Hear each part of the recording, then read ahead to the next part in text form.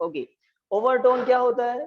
The sound from a musical instrument, the sounds और the tones from a musical instruments besides the fundamental tone. Fundamental tone के अलावा जितने भी tones हैं, fundamental tone के अलावा जितने भी साउंड बाद में हैं, वो सब क्या है? ओवरटोन, है ना। गिटार में आपको बताया था, गिटार का जो वायर होता है मेटल का, उसको स्ट्रेच करने की फैसिलिटी होती है, लेफ्ट और राइट में स्क्रू होते हैं। आप, है ना, उस मेटल के वायर की टेंशन को, मेटल के वायर के टेंशन को कम या ज्यादा कर सकते हैं लेफ्ट राइट में जो स्क्रू होते हैं ना उनसे। बहुत सारे म्यूजिकल इंस्ट्रूमेंट आपने देखे होंगे, वहां पर कुछ स्क्रू होते हैं टेंशन को कम या ज्यादा करने के लिए। टेंशन जब कम या ज्यादा होता है तो क्या बदल जाता है? फंडामेंटल टोन, ओवरटोन, साउंड थोड़ा सा चेंज हो जाता है। तो फंडामेंटल टोन की बात हुई, अब ओवरटोन क्या होते हैं वो भी हुई बात। The sounds produced by a musical instrument besides the fundamental tone. Fundamental tone के अलावा जितने भी टोन है वो सब क्या है? ओवरटोन। एक और आता है हार्मोनिक्स। हार्मोनिक्स क्या होते हैं? The sounds produced by a musical instrument whose frequency integral multiple of frequency of fundamental tone। तो किसी म्यूजिकल इंस्ट्रूमेंट के वो सभी टोन्स हार्मोनिक्स होते हैं जिनकी फ्रीक्वेंसी फंडामेंटल टोन की इंटीग्रल मल्टीपल हो। इंटीग्रल मल्टीपल, जैसे फंडामेंटल टोन की फ्रीक्वेंसी है 10 हर्ट्ज, है ना। अब किसी म्यूजिकल इंस्ट्रूमेंट ने फ्रीक्वेंसी जनरेट की 30 हर्ट्ज, तो 30 हर्ट्ज को आप ऐसे लिख सकते हो ना, 3 इंटू 10, 3 इंटू 10। अब 3 इंटीजर है या नहीं है? इसका मतलब ये न्यू क्या है? ये न्यू उस टोन की फ्रीक्वेंसी है जो हार्मोनिक्स है। हार्मोनिक्स क्या होती है? वो सभी टोन्स, वो सभी साउंड्स जिनकी फ्रीक्वेंसी फंडामेंटल टोन की फ्रीक्वेंसी का क्या हो? Integral multiple. इंटीजर समझते हैं, 1 2 3 4 5, इंटीग्रल मल्टीपल। तो ये 3 डेफिनेशन है म्यूजिकल इंस्ट्रूमेंट्स जो साउंड्स प्रोड्यूस करते हैं उसके लिए। सबसे पहले फंडामेंटल टोन। फंडामेंटल टोन क्या होता है? The tone with minimum frequency that can produced by a musical instrument. Minimum frequency जो किसी म्यूजिकल इंस्ट्रूमेंट से जनरेट किया जा सकता है, वही उसका क्या है? Fundamental tone. उसके बाद जितने भी साउंड्स आप प्रोड्यूस करते हैं हायर फ्रीक्वेंसी के, वो सब क्या है? ओवरटोन। और ये अलग ही डेफिनेशन है बिल्कुल। The sounds whose frequency integral multiple of frequency of fundamental tone is called harmonics। Harmonics, ठीक है। तो ये कुछ डेफिनेशन वाला पोर्शन था। इसके बाद टॉपिक क्या है? Modes of vibration in a stretched string. देख लो और मुझे बता दो, आई थिंक यही होना चाहिए, है क्या? नहीं है?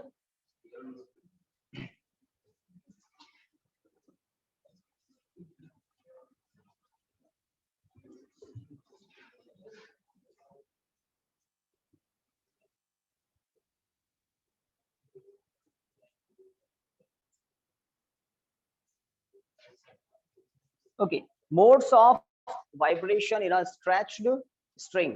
स्ट्रिंग मतलब, है ना, एक थ्रेड, एक वायर, उसको जनरली स्ट्रिंग बोल देते हैं जिसको आप स्ट्रेच करके रखते हैं, ठीक है। तो देखिए, सबसे पहली बात तो आपको एक बात बता दूं, नोड क्या होता है और एंटी नोड क्या होता है। नोड्स एंड एंटी नोड्स क्या होते हैं? कल, आई थिंक कल ही बात की थी हमने स्टैंडिंग वेव्स की। स्टैंडिंग वेव्स का एक और नाम है स्टेशनरी वेव्स। कैसे जनरेट होती है, कैसे प्रोड्यूस होती है स्टैंडिंग वेव्स? तो बेसिक बात क्या है? ऑपोजिट डायरेक्शन में, ऑपोजिट डायरेक्शन में जब दो वेव प्रोपेगेट करती हुई सुपरपोज करती है, एक वेव इधर से इधर आ रही है, दूसरी वेव इधर से इधर आ रही है, तो इनके सुपरपोजिशन से क्या बन जाती है? मीडियम में स्टैंडिंग वेव्स। स्टैंडिंग वेव्स ना लेफ्ट में ट्रेवल करती है ना राइट में, वो अपने ही प्लेस पर बनती रहती है और डिस्ट्रॉय होती रहती है, ठीक है। तो स्टैंडिंग वेव्स कैसे बनती है? When two waves of same amplitude, same frequency, you know, travel in a line opposite direction, then due to superposition between the two waves. A wave formed which never travel in any direction remains stationary in medium called standing waves. और आपको बताया था. अब मैं node और anti node के बारे में थोड़ा बता देता हूं. लाइक कोई वायर है जिसमें आपने ट्रांसवर्सल वेव प्रोड्यूस की, ट्रांसवर्सल वेव दूसरे मीडियम से स्ट्राइक करके वापस आई और बीच में क्या बन गई? Standing waves. ये बिल्कुल इक्वल पोर्शन होते हैं. तो जहां पर मीडियम के पार्टिकल जीरो डिस्प्लेसमेंट की कंडीशन में है, 1 2 3, यहाँ पर जो वायर है उसके पार्टिकल जीरो डिस्प्लेसमेंट की कंडीशन में है, जीरो डिस्प्लेसमेंट की कंडीशन में है, तो इनको कहते हैं node. Node node technical word है. जहां मीडियम के पार्टिकल मीन पोजीशन पर हैं, जीरो डिस्प्लेसमेंट की कंडीशन में, उनको कहते हैं नोड. और जहां पर मीडियम के पार्टिकल मैक्सिमम डिस्प्लेसमेंट की कंडीशन में है, उन पार्टिकल्स की पोजीशन को हम कहते हैं एंटी नोड्स. Anti nodes. और नोड्स और एंटी नोड्स आप खुद भी देख सकते हैं. जैसे एक रबर को आपने स्ट्रेच किया, आप उसको पकड़े हुए हैं और आपने अपने दूसरे किसी फ्रेंड को या ब्रदर सिस्टर को कहा कि इसको मिड से प्लग करके स्ट्रेच करके छोड़ दो. प्लग प्लग मतलब आपने पकड़ा, क्लिप करके थोड़ा छोड़ा और थोड़ा सा डिस्प्लेस किया और छोड़ दिया. तो किसी स्ट्रेच्ड वायर को या किसी रबर को मिड से प्लग किया, स्ट्रेच किया, छोड़ दिया, तो यहाँ पर आपको इस तरह से लूप दिखाई देंगे कुछ देर तक. बिकॉज वो रबर है, एनर्जी इन्वायरमेंट में चले जाती है, तो थोड़ी देर में वो लूप कम होते जाते हैं और वापस आपको एक लाइन दिखाई देती है रबर की. वो जो लूप जनरेट होते हैं, बिकॉज आपने मिड से पकड़ा था इसलिए वो एक ही लूप दिखाई देता है. एक्सपेरिमेंट करके देखना, जब आप स्ट्रेच्ड रबर को मिड से नहीं, थोड़ा सा लेफ्ट से या राइट से, लेफ्ट से प्लग करके नीचे करें और छोड़ दें, तो आपको हो सकता है एक लूप नहीं, दो लूप दिखाई दे. दो लूप दिखाई दे. ज्यादा भी दिख सकते हैं अगर रबर बहुत बड़ा है तो, ज्यादा भी लूप दिख सकते हैं अगर रबर बड़ा है तो. यहाँ तो मैं रबर की बात कर रहा हूँ क्योंकि घर पर इजी अवेलेबल होगा. स्ट्रेच्ड वायर में क्या होता है वो हम डिटेल में पढ़ने वाले. ठीक है. तो एक बात तो बताइए आपको, जहां मीडियम के पार्टिकल मीन पोजीशन पर ही रहते हैं, नोड, और जहां मीडियम के पार्टिकल मीन पोजीशन से मैक्सिमम डिस्प्लेसमेंट अटेंड करते हैं, एंटी नोड. नाम याद रह जाएंगे, node, anti node, node, anti node. Diagram में भी दिख रहा है. एक और बात, दो सक्सेसिव एंटी नोड या फिर दो सक्सेसिव नोड्स के बीच का डिफरेंस स्टैंडर्ड होता है. कितना लिखा है मैंने? λ/2. दो सक्सेसिव मतलब just nearest node, just nearest anti node, इनके बीच का सेपरेशन λ/2 होता है. और लैम्डा क्या होता है? वेवलेंथ. बिल्कुल सही बात है, वेवलेंथ. तो वेवलेंथ का जस्ट हाफ होता है दो नियरेस्ट नोड या फिर दो नियरेस्ट एंटी नोड के बीच का सेपरेशन. एक बात. ओके, आप मुझे बताइए एक नोड और नियरेस्ट एंटी नोड के बीच का सेपरेशन कितना होता होगा? तो आप सही सोच पा रहे हैं, λ/4. कुछ ज्योमेट्री ऐसी है ना. तो एक नोड और इसके नियरेस्ट एंटी नोड, एक नोड और इसके नियरेस्ट एंटी नोड के बीच का सेपरेशन कितना होता है? λ/4. नोड के यहाँ पर मीडियम की डेंसिटी मैक्सिमम होती है, एंटी नोड के यहाँ पर मीडियम की डेंसिटी मिनिमम हो जाती है ना, क्योंकि यहाँ पर तो ऑलवेज पार्टिकल होगा इस छोटी सी जगह पर, मास अपॉन वॉल्यूम. यहाँ पर वो पार्टिकल बहुत बड़े वॉल्यूम में इधर उधर जा रहा है ना, वॉल्यूम ज्यादा है और पार्टिकल वही घूम रहा है उस पूरे वॉल्यूम. तो नोड के वहां डेंसिटी मैक्सिमम होती है मीडियम की, एंटी नोड के वहां मीडियम की डेंसिटी बहुत बहुत कम हो जाती है. नोड के यहाँ प्रेशर ज्यादा होता है, एंटी नोड के यहाँ प्रेशर भी कम होता है. तो ये कुछ कैरेक्टरिस्टिक्स बता रहा हूं मैं. जब हम स्ट्रेच्ड स्ट्रिंग में क्या जनरेट करते हैं? Standing waves. Standing waves. अब हम modes of vibration in a stretched string की बात कर लेते हैं. मोड्स ऑफ वाइब्रेशन, तो छोटी बातें तो आपको बता दी नोड और एंटी नोड के बारे में. देखिए कैसे कैसे मोड्स हो सकते हैं, तो आपको डायग्राम देखना होगा. फर्स्ट डायग्राम जिसमें पूरी की पूरी स्ट्रिंग एक सिंगल लूप में वाइब्रेट कर रही है. एक सिंगल लूप में वाइब्रेट तभी करती है जब आप स्ट्रेच्ड स्ट्रिंग को कहां से डिस्टरबेंस देते हैं? मिड से. एक स्ट्रेच्ड स्ट्रिंग है, आप उसको देख रहे हैं, आपने बिल्कुल मिड से उसको क्लिप किया, थोड़ा सा डिस्प्लेसमेंट दिया और छोड़ दिया, तो वो सिंगल लूप में वाइब्रेट करती है. उसके जो उसके जो एंड्स हैं जहां पर उसको क्लिप किया हुआ है ना, यहाँ पे टाई किया हुआ है, यहाँ से टाई किया हुआ है, ये एंड्स ऑलवेज क्या बनते हैं, नोड्स। क्योंकि यहाँ पर वायर का जो पार्टिकल है या थ्रेड का या स्ट्रिंग का जो पार्टिकल है वो ऑलवेज क्लिप किया हुआ है, ग्रिप किया हुआ है, टाई किया हुआ है, और एग्जैक्टली मिड में क्या बनता है, एंटीनोड। तो मुझे बताइए जो स्ट्रिंग की लेंथ है उसमें और लैम्डा में क्या रिलेशन होगा। स्ट्रिंग की लेंथ L है, दो सक्सेसिव एन के बीच का सेपरेशन क्या होता है, ऑलवेज क्या होता है, लैम्डा बाई 2। अभी थोड़ी देर पहले बताया था, दो सक्सेसिव एन और दो सक्सेसिव ए के बीच का सेपरेशन ऑलवेज क्या होता है, लैम्डा बाई 2। तो यहाँ पर दो सक्सेसिव एन दिख रहा है, एक यहाँ पर एक यहाँ पर, ठीक बात, लैम्डा बाई 2। तो एल में और लैम्डा बाई 2 में क्या रिलेशन होगा, समझ में आ गया, equal, lambda by 2 equal to L होगा ना। यहाँ पर बिकॉज फर्स्ट डायग्राम मैंने बनाया, तो फर्स्ट डायग्राम के केस में मैं लैम्डा को इमेजिन कर लेता हूँ lambda 1/2। First mode of vibration में वेवलेंथ लैम्डा 1 है, फ्रीक्वेंसी होगी कुछ न्यू 1, देखेंगे। तो फर्स्ट डायग्राम से मुझे क्या पता लग रहा है, L equal to lambda 1/2। So lambda 1 equal to क्या होगा, सही लिखा, क्रॉस मल्टीप्लाई, इंपॉर्टेंट बात चल रही है। अब देखिए, अगर स्पीड v है तो v के लिए एक फॉर्मूला होता है k√T/m। कल डेराइव किया था हमने डायमेंशनल मेथड से। स्ट्रेच्ड वायर में ट्रांसवर्सल वेव की स्पीड क्या होती है, ये होती है। और एक्सपेरिमेंट्स हमें इंफॉर्मेशन देते हैं, एक्सपेरिमेंट से पता लगता है कि जो प्रोपोर्शनलिटी कांस्टेंट है, इसकी वैल्यू ऑलवेज 1 रिसीव होती है। जब एक्सपेरिमेंट करते हैं, टेंशन पता हो, m पता हो, v पता हो, तब k की वैल्यू ऑलवेज हमें कितनी रिसीव होती है, बस। तो ये तो एक फैक्ट है जो आपको बताया जा रहा है। अगर k 1 है तो उसको लिखने की जरूरत नहीं है। ट्रांसवर्सल वेव्स की स्ट्रेच्ड वायर में स्पीड होती है tension upon m, under root में टेंशन अपॉन m। ओके, एक और बात, अगर स्पीड v है, वेवलेंथ लैम्डा 1 है, लेट फ्रीक्वेंसी न्यू 1 है, speed in metre per second, lambda in metre, nu frequency in second inverse और हर्ट्ज, इन 3 फिजिकल क्वांटिटीज में कुछ रिलेशन होता है। क्या होता है, मैं एक बात बता देता हूं, टाइम पीरियड क्या होता है, 1 अपॉन फ्रीक्वेंसी, बिकॉज फ्रीक्वेंसी क्या होता है, 1 अपॉन कैपिटल टी। इन तीनों में क्या रिलेशन होता है, सोचो आराम से। वेव की स्पीड, वेव की वेवलेंथ और वेव की फ्रीक्वेंसी, एक ही वेव के लिए तीनों फिजिकल क्वांटिटीज आपके सामने हैं, इनमें कुछ रिलेशन होता है। क्या होता है, v बाय लैम्डा, क्या nu equal to v by lambda बोल रहे हैं, और शायद सही बोल रहे हैं। तो एक मैं आपको इंफॉर्मेशन दे देता हूं, देखिए आप भूल जाए ना, तो स्पीड इक्वल टू क्या होता है, डिस्टेंस अपॉन टाइम।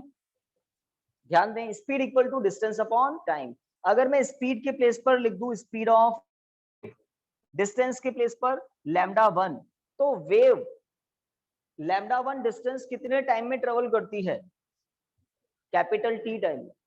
तो वेव अपने टाइम पीरियड में, एक टाइम पीरियड में कितना डिस्टेंस ट्रेवल करती है, equal to its wavelength. Wave अगर इस तरह से ट्रेवल कर रही है, ध्यान दें, है ना, यहां से स्टार्ट किया मान लो, तो एक टाइम पीरियड में वो कितना डिस्टेंस ट्रेवल करेगी, equal to its wavelength, equal to its wavelength lambda, ठीक बात। तो speed equal to distance upon time से आपको पता लग जाएगा v इक्वल टू क्या होगा, लैम्डा 1 इंटू न्यू 1। तो जो बोल रहे थे ना nu equal to v by lambda, बिल्कुल सही बोल रहे हैं। फ्रीक्वेंसी इक्वल टू क्या होगी, स्पीड अपॉन वेवलेंथ, ठीक है। तो कहां से, speed equal to distance upon time से हमें क्लियर हो जाता है, कंफ्यूजन अगर हो तो गाइस इन तीनों में रिलेशन की बात करें तो आपके जो काम आएगा वो आएगा nu equal to v by lambda, because हमें फ्रीक्वेंसी फ्रीक्वेंसी फ्रीक्वेंसी क्या पता करनी होती है, फाइनली फ्रीक्वेंसी, अभी देखेंगे आप। तो मैंने यहाँ पर लैम्डा 1 पता कर लिया इस मोड में, फर्स्ट स्टेट में। अब अगर let nu 1 is the frequency of sound, nu 1 is the frequency of sound, क्योंकि ये जब वाइब्रेशन जनरेट होंगे तो एयर में वही वाइब्रेशन आ जाते हैं और हमें सुनाई भी देते हैं। लॉन्गिट्यूडनल वाइब्रेशन जनरेट कर देता है ये वायर एयर में, उसी फ्रीक्वेंसी की। तो हम मान लेते हैं let nu 1 is the frequency in this mode of vibration, then nu 1 is given as. तो ये फॉर्मूला हमने ऐसे ही नहीं लिखा, सोच समझ के लिखा है, समझ रहे हैं? तो d1 इक्वल टू क्या होगा, v upon lambda 1। Okay, lambda 1 हम फाइंड करके रखे हुए हैं, कितना है देख रहे हैं आप? v के प्लेस पर आप ये लिख सकते हैं अंडर रूट t बाय, ठीक है। तो न्यू 1 इक्वल टू क्या होगा, 1 upon 2l under root t by m, equation 2। This is the frequency in this state, और इससे कम फ्रीक्वेंसी पॉसिबल नहीं। This is the fundamental tone, क्योंकि आपकी स्ट्रिंग एक लूप में तो एटलीस्ट वाइब्रेट करेगी करेगी, एक से कम लूप तो पॉसिबल ही नहीं है। क्यों? क्योंकि ये जो क्लिप्ड मतलब जो टाई किए हुए एंड्स हैं वो ऑलवेज क्या बनते हैं, नोड, और दो नोड के बीच में एक एंटी नोड तो होगा ही होगा। दो नोड के बीच में कहीं भी एक एंटी नोड तो होगा ही होगा। इसका मतलब ये क्या है, फंडामेंटल कंडीशन है, और ये फ्रीक्वेंसी क्या है, फंडामेंटल टोन की फ्रीक्वेंसी है, पहली बात। तो स्ट्रेच्ड वायर के लिए फंडामेंटल टोन का फॉर्मूला है आपके सामने। अब दो और, क्या हुआ अभी बोलो। पोटेंशियोमीटर में इंटरनल रेजिस्टेंस में वेरिएशन नहीं आ रहा सर, सारी 0.0 में आ रहा है और एक क्लास वाला 6.83 आ रहा है।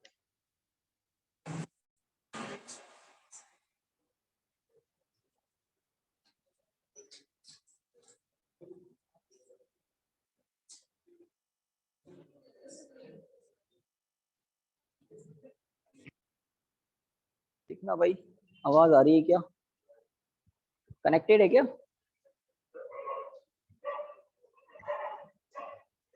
कनेक्टेड है ना ऑडियो? तो ये फंडामेंटल टोन के लिए है। अब दो और आएंगे, और वो कैसे होगा देखिए। आप प्रैक्टिकली सोच सकते हैं, अगर हम स्ट्रेच्ड वायर को कुछ इस तरह से डिस्प्लेस करें कि वायर दो लूप में वाइब्रेट करे, वो कैसे? तो देखिए, सेकंड कंडीशन आपको दिखा रहे हैं, डायग्राम की प्रैक्टिस आप घर पर भी कर लेना। इंपॉर्टेंट टॉपिक्स में से एक है जो इन जनरल टीचर्स का मन हो जाता है पेपर में, है ना, फिट करने का। तो लेट ये एल लेंथ का कोई स्ट्रेच्ड वायर है, स्ट्रेच्ड स्ट्रिंग है, इसके मिड पॉइंट और फर्स्ट एंड लेफ्ट एंड, इन दोनों का भी मिड पॉइंट, तो मिड का भी मिड क्या हो गया, 1/4 1/4 1/4 1/4, इस तरह से समझ गए ना? तो l/4 डिस्टेंस पर, ये टोटल लेंथ अगर l है तो ये लेंथ कितनी हो गई, यहां से यहां तक l/4, l/4 लेंथ के यहां से क्लिप किया, डिस्प्लेसमेंट देकर छोड़ दिया, तो ऑटोमेटिकली ये जो वायर है ये एग्जैक्टली दो लूप में, एग्जैक्टली इक्वल टू लूप्स में वाइब्रेट करने लग जाता है। और ये जो पॉइंट है ये ऑलवेज क्या होते हैं, नोड, जहां पर मीडियम के पार्टिकल डिस्प्लेस ही नहीं करते, वो नोड, और दो नोड के बीच में ऑलवेज क्या होता है, anti node. This is next condition. इस कंडीशन के बाद ये कंडीशन है, इन दोनों के बीच में कोई कंडीशन नहीं होती। नेक्स्ट कंडीशन, ओके, अगर इस केस में वेव की वेवलेंथ λ2 है, तो इस लेंथ को लैम्डा के टर्म में कैसे लिख सकते हैं, जैसे ये लिखा था ना, अगर वेव की वेवलेंथ क्या है λ2, तो यहां से यहां तक का डिस्टेंस λ2/2, λ2 अपॉन 2, यहां से यहां तक का डिस्टेंस भी क्या हो जाएगा, λ2 अपॉन 2। आपको मैंने बताया दो सक्सेसिव नोड के बीच का सेपरेशन क्या होता है, हाफ ऑफ वेवलेंथ, और मैंने वेवलेंथ इमेजिन कर ली λ2, तो आप समझ लो हाफ प्लस हाफ 1 हो जाएगा ना। तो इस मोड ऑफ वाइब्रेशन में वायर की लेंथ किसके इक्वल होगी, λ2 के। वायर की लेंथ, स्ट्रिंग की लेंथ किसके इक्वल होगी, λ2 के। एक बात, let nu2 be the frequency in this mode of vibration, then nu2 can be written as, देखो आपने जो थोड़ी देर पहले बताया था ना कि न्यू इक्वल टू क्या होता है, v बाय लैम्डा, दिमाग में फिक्स कर लेना, जिस तरह से 10th क्लास में आप ओम्स लॉ लर्न करते थे ना, v equal to I R, उस तरह से nu equal to v by lambda. तो इस केस में वेवलेंथ है λ2, इस केस में लेंथ λ2 के एग्जैक्टली इक्वल है, तो मैं λ2 के प्लेस पर क्या लिख सकता हूं, l, सही बात। ऊपर और नीचे है ना, न्यूमरेटर में डिनोमिनेटर में 2 से प्रोडक्ट करते हैं, क्यों करते हैं वो आप देखिए, न्यू2 equal to 2v upon 2l, कर दिया 2 से प्रोडक्ट, 2 से डिवाइड। इसको ऐसा लिख सकते हैं न्यू2 equal to 1/2L under root T upon M। ये V के प्लेस पर याद आया आपको, V इक्वल टू क्या होता है, under root T by M। किसी भी स्ट्रेच्ड स्ट्रिंग के लिए स्पीड, वेव की स्पीड क्या होती है, टेंशन अपॉन मास इन रूट। अब यहाँ पर न्यू2 इक्वल टू 2, देखिए जो ब्रैकेट है ना, ब्रैकेट के अंदर क्या है, फ्रीक्वेंसी ऑफ फंडामेंटल टोन। मैंने 2 से प्रोडक्ट 2 से डिवाइड इसीलिए किया था ताकि 1/2L ब्रैकेट में दिखाई दे। यहां पर भी है ना, V तो था ही, V के प्लेस पर हम क्या लिखते हैं, कोई दिक्कत नहीं। ये कल टॉपिक हमने किया था, स्ट्रेच्ड वायर में स्पीड क्या होती है ट्रांसवर्स वेव की। ओके, तो ये 2 बाहर दिखाई दे रहा है, इसका मतलब मुझे क्या पता लगा, न्यू2 इक्वल टू ट्वाइस ऑफ न्यू1। सही बात, न्यू2 इक्वल टू ट्वाइस ऑफ न्यू1। इसका मतलब न्यू2 क्या है, एक हार्मोनिक है, second harmonic. Fundamental tone first harmonic होता है, ये ओवरटोन भी है और सेकंड हार्मोनिक भी है। फंडामेंटल टोन के बाद सब कुछ ओवरटोन ही होता है, इस ओवरटोन को हम सेकंड हार्मोनिक कह सकते हैं। 2 तो एक इंटीजर ही होता है ना, तो फंडामेंटल टोन की फ्रीक्वेंसी का डबल है ये न्यू2, इसलिए इसको हार्मोनिक भी कह सकते हैं। एक और करना होगा, थर्ड स्टेटमेंट, थर्ड देखते हैं क्या होगा। तो थर्ड डायग्राम आप देखें, कहां से क्लिप करें वायर को और कैसे आप स्ट्रेच करेंगे, कितने लूप बनेंगे। तो ये जो डायग्राम था, इसके नेक्स्ट डायग्राम की बात कर रहे हैं। अगर हम किसी वायर को L/6 डिस्टेंस से क्लिप करें और डिस्प्लेसमेंट दे L/6, पहले L/2 पर दिया, फिर L/4 से दिया, अब L/6। ये L/2 ही था ना पोजीशन, और ये पोजीशन क्या थी, L/4। अब पोजीशन क्या कह रहा हूं मैं, L/6। तो ऐसा अगर आप करते हैं L/6 से, जैसे मैं इसके इक्वल 3 पार्ट्स आपको दिखा दूं, अब ये जो पोजीशन होगी इसको हम कहेंगे L/6। यहां से क्लिप किया, डिस्प्लेसमेंट दिया और छोड़ दिया, तो आप क्या देखेंगे, आप देखेंगे जो स्ट्रिंग है वो आपको इक्वल 3 लूप्स में वाइब्रेट करती हुई दिखेगी, इक्वल 3, बिकॉज आपने कहां से क्लिप किया था, L/6 से। तो इक्वल 3 पार्ट्स में वाइब्रेट करती हुई दिखाई देगी आपको ये स्ट्रिंग, और ये स्ट्राइक करती है, रिफ्लेक्ट होकर वापस आती है और अपने आप क्या बन जाती है, स्टैंडिंग वेव्स। तो ये स्ट्रिंग आपको इक्वल 3 पार्ट्स में वाइब्रेट करती हुई दिखेगी एक बार। इन पॉइंट्स को हम कहते हैं नोड्स, जहां पर मीडियम के पार्टिकल ऑलवेज अपनी पोजीशन को लीव ही नहीं करते, वहीं रहते हैं। These are called nodes. Nodes के बीच में होता है एंटी नोड, नोड्स के बीच में एंटी नोड, ठीक है। अब आप सोचिए, स्ट्रिंग की लेंथ तो वही है, स्ट्रिंग हमेशा वही है। इस केस में वेव की वेवलेंथ अगर λ3 हो, let in this situation the wavelength of the wave is λ3। हर बार कौन चेंज हो रहा है, लैम्डा और nu, wavelength and frequency change हो रहे हैं, ठीक है। इस केस में वेवलेंथ λ3 है, तो मैं लेंथ को, स्ट्रिंग की लेंथ को लैम्डा की टर्म्स में लिखना चाहता हूं, क्या लिखूं, वही इंपॉर्टेंट बात है। देखो भाई, λ/2 हाउ मेनी λ/2, 3 λ/2, और लैम्डा को हमने क्या कहा है, सबस्क्रिप्ट में लिखा है, तो सिंबल है λ3। तो λ3/2 कितनी बार है, 3 टाइम्स। एक लूप λ/2, दूसरा लूप λ/2, तीसरा लूप λ/2, इसका मतलब 3 टाइम्स λ/2, ठीक है। ओके, तो डायग्राम से आपको पता लग गया L क्या है, 3 टाइम्स λ3/2।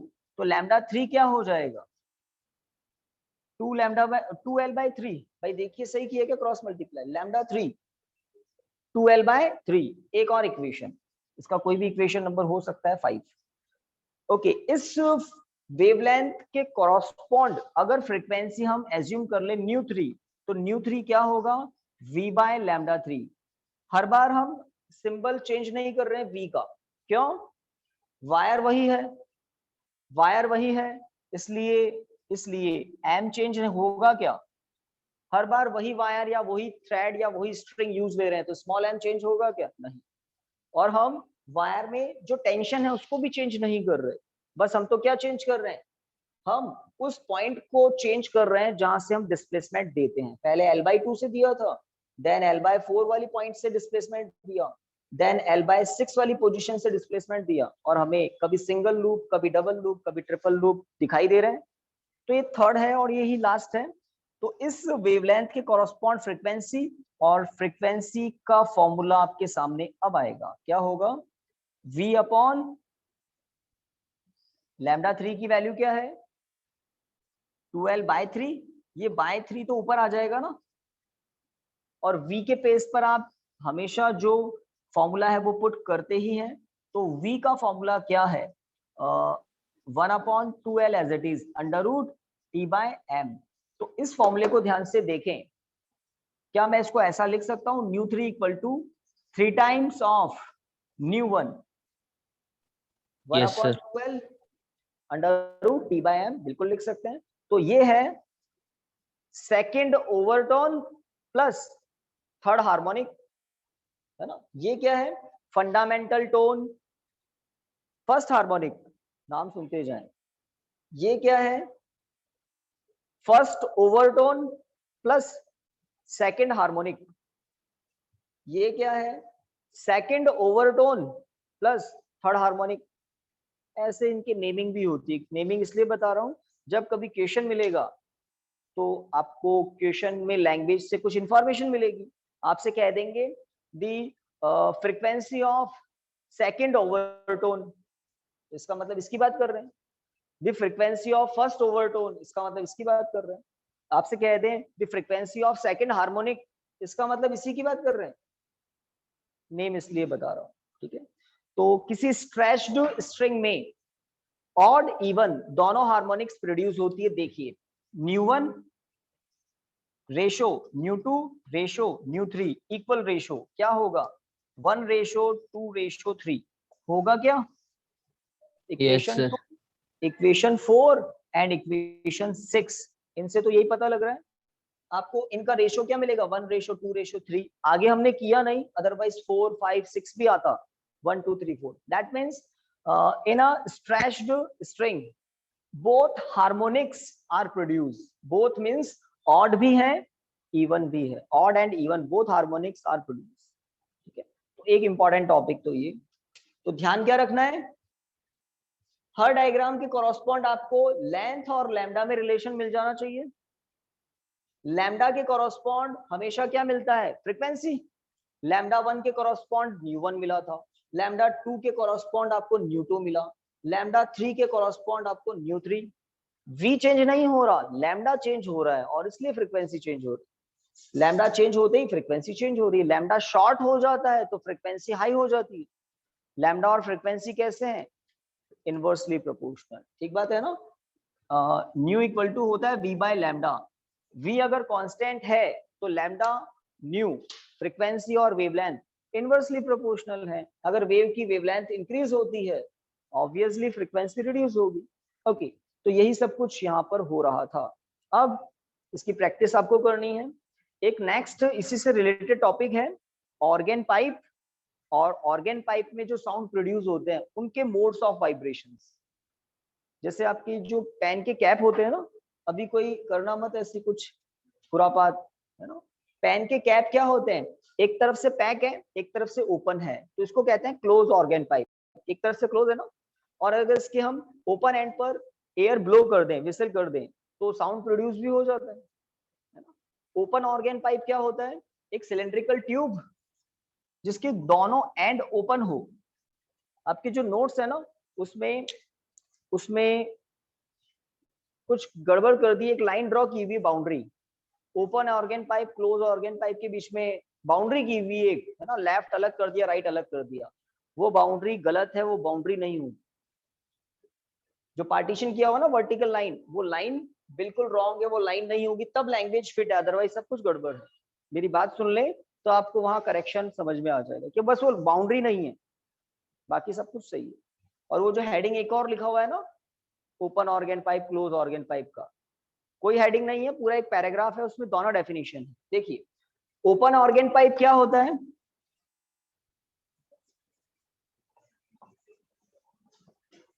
देखिए ओपन ऑर्गन पाइप क्या होता है? A cylindrical tube which open at both ends.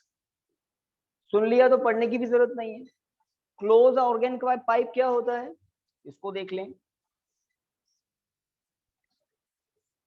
A cylinder which open eight one and close at another and. तो ये है क्लोज ऑर्गन पाइप, एक एंड से ओपन है बट दूसरे एंड से क्लोज है। और ये है ओपन ऑर्गन पाइप जो दोनों एंड से ओपन है। That's it. अब इन ऑर्गन पाइप्स में साउंड प्रोड्यूस होते हैं, उनकी बात करते हैं। ठीक है, साउंड कैसे प्रोड्यूस होते हैं और उनके मोड्स ऑफ वाइब्रेशंस क्या हैं। स्टार्ट कर दें। शायद ही आपसे पूछे स्कूल में कि ऑर्गन पाइप क्या होता है। तो ऑर्गन पाइप क्या होता है? A cylindrical tube which open at both end or at one end are called organ pipes। और उनके दो क्लासिफिकेशन आपको बता दिए। किसी ऑर्गन पाइप के अंदर क्या होता है? Air column. किसी भी ऑर्गन पाइप के अंदर क्या है? Air column. और एयर में जो वाइब्रेशन होते हैं ह्यूमन ईयर वही सुन सकते हैं। एयर के वाइब्रेशन हमें सुनाई देते हैं। ठीक है, तो पहले क्लोज ऑर्गन पाइप की कहानी बता देता हूं सीक्वेंस में। जैसे एक सिलेंड्रिकल ट्यूब है, ट्यूब तो नहीं बोलेंगे इसको हम, एक सिलेंडर है जो एक एंड से तो क्लोज है और दूसरे एंड से ओपन है। ठीक है, अगर हम किसी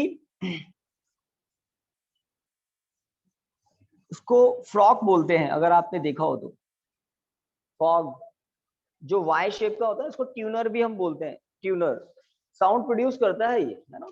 तो वाई शेप का ये जो ट्यूनर है इसका हैंडल आप अपने हाथ से पकड़ लेते हैं और उसको एक रबर के पैड पर हिट करते हैं, तो इसकी जो वाई शेप की आर्म्स हैं वो वाइब्रेट करने लग जाती है। उसको ट्यूनर बोल सकते हैं, फ्रॉग बोलते हैं।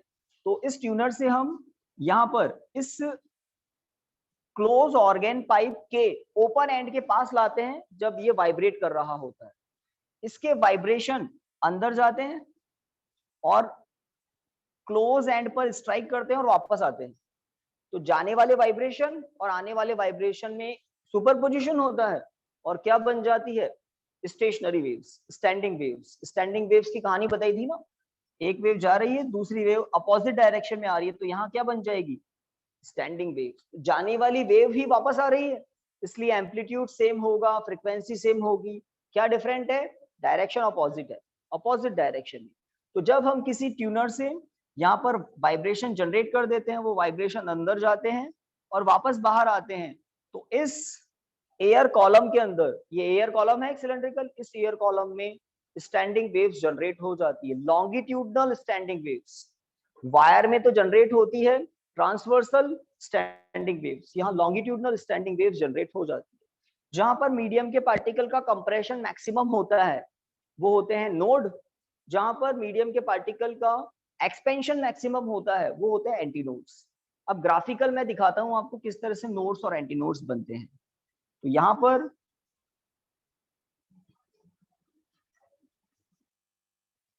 ये जो पोजीशन है इसको बोलते हैं नोड।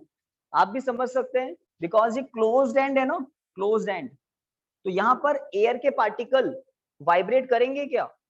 एयर के पार्टिकल इस तरह से वाइब्रेट करते हैं। तो जब लॉन्गिट्यूडनल वाइब्रेशन अंदर जाएंगे तो यहाँ पर वॉल के यहाँ पर जो कांटेक्ट में एयर के पार्टिकल्स हैं वो तो टू एंड फ्रो नहीं कर पाएंगे। तो ऑलवेज ये क्लोज्ड एंड क्या बनता है? Node, position of node.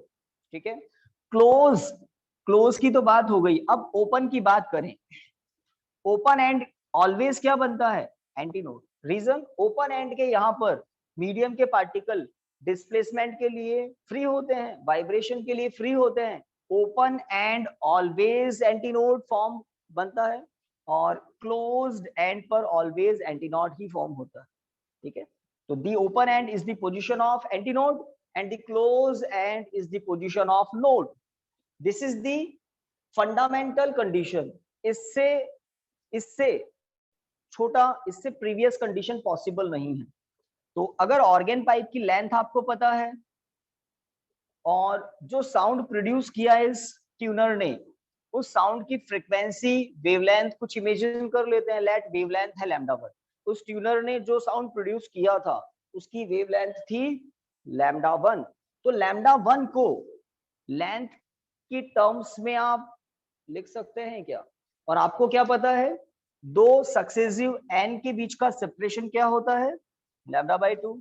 आपको क्या पता है, एक n और एक a के बीच का सेपरेशन क्या होता है, λ/4। ये दो इंफॉर्मेशन मैंने आपको दी थी, उस बेसिस पर बताइए इस सिलेंडर की length in terms of lambda, λ/4। और इस लैम्डा को हमने क्या लिखा है, λ1। तो अब सोच सकते हैं आप λ1/4। इंपॉर्टेंट बात है, दो डायग्राम मैं बताऊंगा, तीसरा शायद आप मुझे बता देंगे। बस देखिए पहला डायग्राम, तो कैसा ऑर्गेन पाइप है, थोड़ा बोल दें। एक एंड क्लोज है ना, ये एंड क्लोज है ना, तो इसको बोलते हैं क्लोज ऑर्गेन पाइप। जब दोनों एंड से ओपन होगा तब हम कहेंगे ओपन ऑर्गेन पाइप। ओके, तो यहाँ पर इस सिलेंडर की लेंथ क्या होगी, λ1/4। पहली बात, that means λ1/4 equal to L, length देख सकते हैं। So λ1 equal to 4L, equation 1। अभी थोड़ी देर पहले किया था वैसा ही है, बस वहां वायर था, यहाँ पर एयर कॉलम है। एयर कॉलम में कौन से वाइब्रेशन होते हैं, लॉन्गिट्यूडनल, वो हमें दिखाई नहीं देते, पर उसका डिस्प्लेसमेंट जो कर्व होता है, डिस्प्लेसमेंट कर्व मैंने यहाँ किया। यहाँ पर एयर के पार्टिकल मैक्सिमम वाइब्रेशन कर रहे होंगे, तो डिस्प्लेसमेंट इधर हमने मैक्सिमम दिखाया है। ये जो डायग्राम दिख रहा है ना आपको अंदर, ये ग्राफ है, ग्राफ एक्चुअल में तो लॉन्गिट्यूडनल वाइब्रेशन है। यहाँ पर पार्टिकल हमेशा अपनी पोजीशन पर है, वाइब्रेशन कर ही नहीं रहा है, तो इसको हम कहेंगे पोजीशन ऑफ नोड, यहाँ पर पोजीशन ऑफ एंटी नोड। और बीच का सेपरेशन बिल्कुल सही कहा आपने, λ/4, मतलब λ1/4। ओके, लेट ν1, लेट करना ही पड़ेगा एक बार, तो let ν1 is the frequency in this condition. So ν1 equal to v upon λ1। वही पुरानी बात, बहुत काम आएगा, ν equal to v/λ formula, ν equal to v by formula से। और जब हम λ1 की वैल्यू पुट कर देते हैं तो v/4L। This is the frequency of fundamental tone plus first harmonic.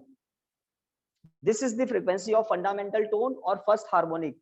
अगर एग्जाम में क्वेश्चन आ जाए, क्लोज ऑर्गन पाइप की लेंथ आपको गिवन हो और एयर में साउंड की स्पीड आपको बता दे लेट 310 मीटर पर सेकंड, इन जनरल इतनी होती है, आपसे फ्रीक्वेंसी पूछ सकते हैं।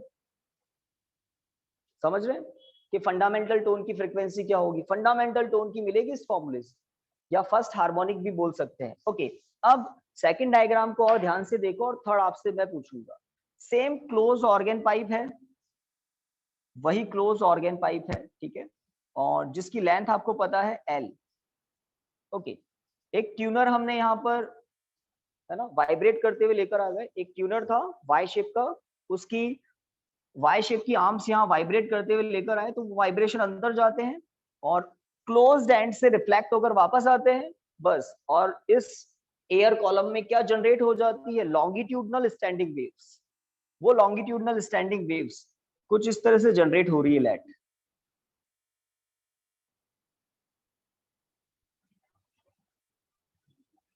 This is the position of N, this is the position of N. Open end always is the position of antinode।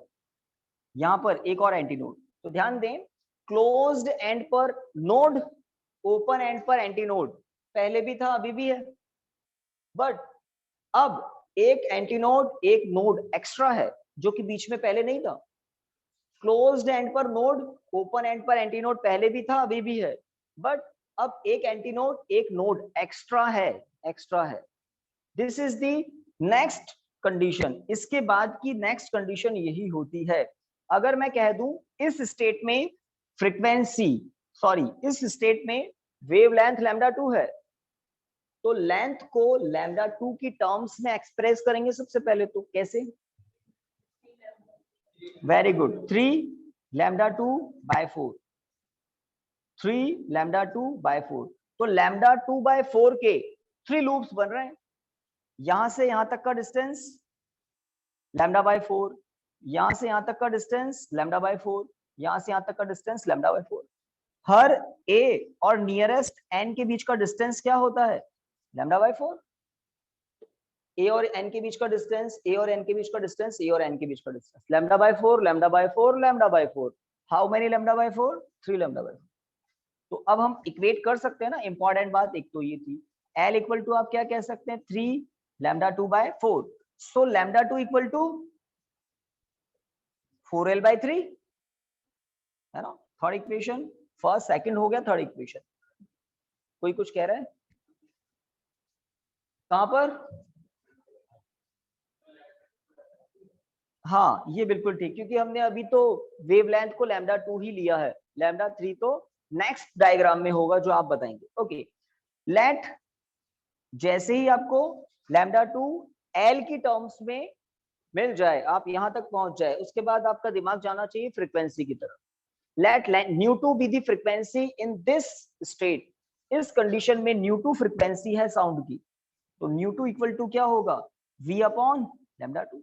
ये v क्या है, एयर में साउंड की स्पीड, एयर में ही चल रहा है सब कुछ है ना। इस क्लोज ऑर्गन पाइप के अंदर एयर कॉलम ही तो है, एयर के अंदर वाइब्रेशन हो रहे हैं।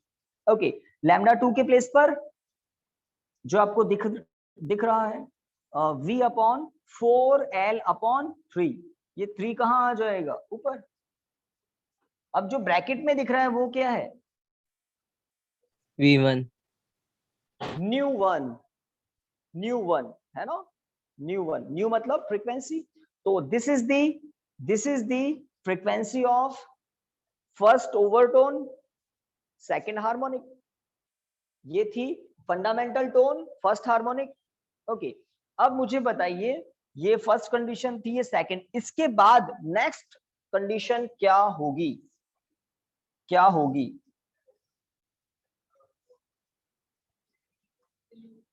भाई यहां पर एंटी नोड बनेगा ही बनेगा, यहां पर नोड बनेगा ही बनेगा। इस नोड और इस एंटी नोड के बीच में कितने नोड, कितने एंटी नोड, 2 नोड और 2 एंटी नोड। यहाँ पर एक नोड एक एंटी नोड है, और वो कैसे होगा, तो यहाँ पर मैं इक्वल 5 पार्ट पहले ही कर देता हूँ, 1 2 3 4।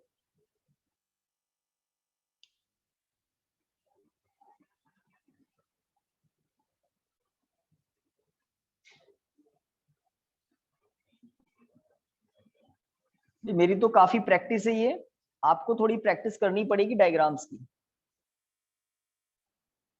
और इसको ऐसे ऐसे क्रॉस मत कर देना है ना, स्ट्रेट लाइन ऐसे ऐसे मत कर देना। कुछ बच्चे टेंशन खत्म ऐसे कर देते, कर्ड होती है इसमें, कर्ड है मतलब ये, ठीक है।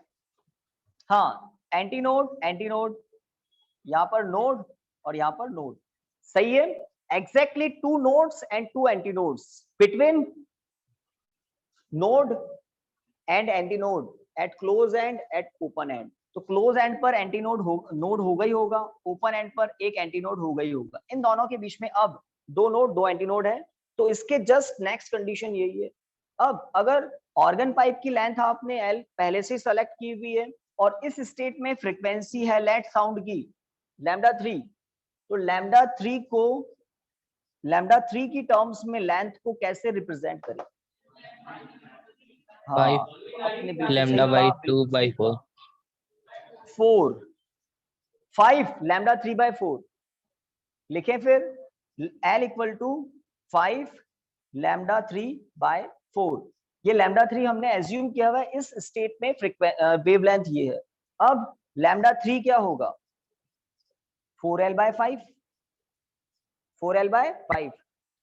लैम्डा के बाद last, if ν3 with the frequency of sound, then it can be written as v/λ3। λ3 है इसलिए ν3 है, λ3 की वैल्यू पुट करते हैं तो क्या मिलेगा, आगे से आगे सोच पा रहे हैं अब तो, v/4L/5, ये बाय 5 ऊपर आ जाएगा,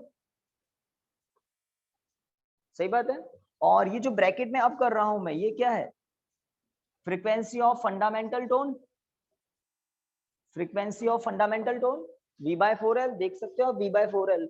that means in a closed organ pipe only odd harmonics are produced। odd harmonics कैसे, ν1 रेशो ν2 रेशो ν3 इक्वल रेशो क्या मिलेगा, 1:3:5। इक्वेशन 2 4 6 को आप देखें, 2 4 6 ऑड हार्मोनिक्स। तो प्रूव करने के लिए आता है, prove that in in a closed organ pipe only odd harmonics are produced. तो ये 3 डायग्राम्स बनाकर आपको काम करना होता। एंटी नोड नोड की कहानी थोड़ी समझने होगी। टाइम बताइए कितना हो है क्या? 3 मिनट्स है ना? तो 3 मिनट्स में तो आप बहुत काम कर लेंगे। थोड़ा इधर देखिए। New 3 is what? Frequency of second overtone plus third formula देख लेना। ये है फॉर्मूला और ये तो मैंने रेशियो के लिए बना दिया। ओके, अब ओपन ऑर्गन पाइप की बात करते हैं। मेरे ख्याल से आपको प्रॉब्लम तो नहीं आएगी। ओपन ऑर्गन पाइप क्या होता है? जो दोनों एंड से ओपन हो। पहली बात, जो दोनों एंड से ओपन हो। That this is an open organ pipe of length है। इसके अंदर एयर कॉलम है। नहीं कर रहा है ना? कॉल तो नहीं आ रहा। जब हम किसी ट्यूनर को वाइब्रेट करते हुए इससे एक एंड पर लाते हैं तो वाइब्रेशन अंदर जाते हैं और दूसरे एंड पर स्ट्राइक करते हैं और वापस लौट कर आते हैं। भाई वापस लौट कर क्यों आते हैं? Reason air pressure. बाहर जो एटमॉस्फेयर है उसका एयर प्रेशर तो होता ही है। वाइब्रेशन अंदर जाते हैं और उस एयर प्रेशर से ही स्ट्राइक करके वापस आते हैं। बट यहाँ पर ये वाला एंड ओपन है। अच्छी बात है, ओपन है तो एयर के यहाँ जो पार्टिकल हैं वो वाइब्रेशन के लिए तो फ्री हैं। वो एयर प्रेशर से स्ट्राइक करके वापस तो आएंगे बट वाइब्रेशन के लिए तो फ्री हैं। इसलिए यहाँ पर मैक्सिमम डिस्प्लेसमेंट करते हैं एयर के पार्टिकल और यहाँ पर भी अपने मैक्सिमम डिस्प्लेसमेंट करते हैं एयर के पार्टिकल। तो इस केस में दोनों एंड क्या बनते हैं? ओपन ऑर्गन पाइप के दोनों एंड ऑलवेज एंटीनोड्स बनते हैं और दो एंटीनोड के बीच में एक नोड तो होगा ही होगा। दो एंटीनोड के बीच में एक नोड तो होगा ही होगा। This is the condition of fundamental tone. Condition दिखाई है अभी लैम्डा और फ्रीक्वेंसी की बात बाकी है। तो सबसे इंपॉर्टेंट बात, जैसे ही ट्यूनर वाइब्रेट करता है आप सोच सकते हैं कि वाइब्रेशन बाहर निकल जाएंगे। आपके दिमाग में आ रहा होगा कि वाइब्रेशन बाहर निकल जाएंगे, लौट करके आएगा। बट एयर प्रेशर कुछ होता है। यहाँ तो वॉल्स हैं, सिलेंड्रिकल वॉल्स हैं, तो इधर से कोई एयर प्रेशर नहीं है बट सारा एयर प्रेशर किधर से है? इधर से अंदर की तरफ। तो बिकॉज ऑफ एयर प्रेशर कुछ वाइब्रेशंस लौट कर वापस भी आते हैं। कुछ ऑब्वियसली 100% वाइब्रेशन लौट कर नहीं आते हैं बट कुछ वाइब्रेशंस लौट कर भी आते हैं और जो वापस आते हैं उनमें और जो जा रहे थे उनमें सुपरपोजिशन होता है। अपोजिट डायरेक्शन में सुपरपोजिशन होता है तो क्या बनती है? Standing waves. और वो स्टैंडिंग वेव्स का डायग्राम आपको दिख रहा है। Diagram not standing waves. वो लॉन्गिट्यूडनल होती है, हम बना ही नहीं सकते एक लाइन पर। तो उसका ग्राफ दिख रहा है कि यहाँ पर मीडियम के पार्टिकल, यहाँ पर मीडियम के पार्टिकल और यहाँ पर मीडियम के पार्टिकल किस कंडीशन में होंगे? यहाँ पर मैक्सिमम डिस्प्लेसमेंट की कंडीशन में है, यहाँ पर मैक्सिमम डिस्प्लेसमेंट की कंडीशन में है और दो एंटी नोड के बीच में 100% एक नोड तो होगा ही होगा। दिख रहा है? बताइए, अगर इस केस में वेवलेंथ लैम्डा 1 है तो ओपन ऑर्गन पाइप की लेंथ लैम्डा 1 के टर्म्स में क्या होगी? बिल्कुल सही सोच रहे हैं, लैम्डा 1/2, क्योंकि दो सक्सेसिव ए के बीच का सेपरेशन तो हाफ ही होता है, लैम्डा हाफ, है ना? तो लैम्डा 1/2। ओके, तो लैम्डा 1/2 अगर मैं लिखूं तो लैम्डा 1 क्या होगा? 2l। अगर फ्रीक्वेंसी ν1 है तो v बाय लैम्डा 1। याद आ गया कुछ? फ्रीक्वेंसी क्या होता है? Velocity upon lambda. लैम्डा के प्लेस पर क्या है? लैम्डा 1। तो आप सोचिए ये क्या है? Frequency of fundamental tone v/2l। ठीक है। तो मैंने ओपन ऑर्गन पाइप की फर्स्ट कंडीशन बता दी। सेकंड और बताऊंगा 1 मिनट, उसके बाद थर्ड आप देखेंगे। देखिए, जब दो एंटी नोड के बीच में एक नोड बन रहा है, इससे नेक्स्ट कंडीशन में दो नोड और एक एंटी नोड और बनेगा। इन दोनों एंटी नोड के बीच में दो नोड और एक एंटी नोड और बनेगा। मतलब ऐड क्या हो रहा है? एक एन और एक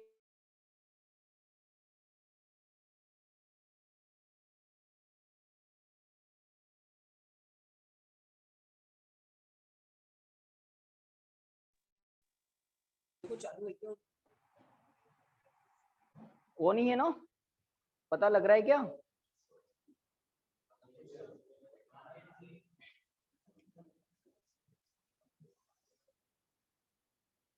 ओके